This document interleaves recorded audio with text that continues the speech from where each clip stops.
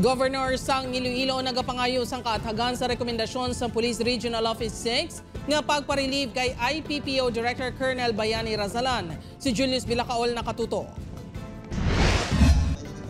Nakibot si Iloilo Governor Arthur Defensor Jr. matapos mahibaluan ang rekomendasyon sa Police Regional Office 6 nga i-relieve bilang direktor sang Iloilo Police Provincial Office si Colonel Bayani Razalan. Gani sa karon, luyag sinimatagan sa nangintikang sang Campo Delgado. Tani siling nato di way makita kabalo sa kaso kaga nagkapamangkot makita we are interested also. Bisan si Defensor ang makapamatuod sa maayo nga performance ni Razalan. Wala pa ini sabat nga nabaton. Apang aminado ini nga hindi man obligado ang Campo Delgado nga magsabat.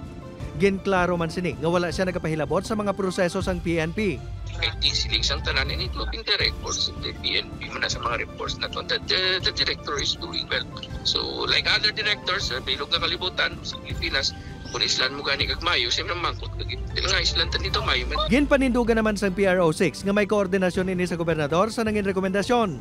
Matandaan nga sa press conference sa DILG sa nagligad nga semana, ginpahayag nga rason ang panindugan sang pila ka opisyal sang PNP sa rehiyon tuhoy sa pagka-apolitikal subong nga 2025 midterm elections. Apang kung ano ginman ang nahimo ni Razalan nga rason sang rekomendasyon, ini ang hindi masabat sang PRO6.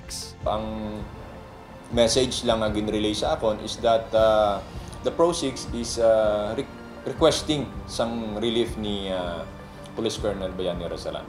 Tub-tub sa karon, pending pa ang pag-relieve kay Razalan tungod wala pa sang ginpagwa nga clearance ang Commission on Elections kag nagkapabilin ini nga IPPO Director.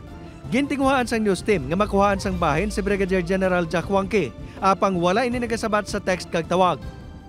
Upod kay Hans Desierto, Julius Bilacaol. 1. Western Visayas.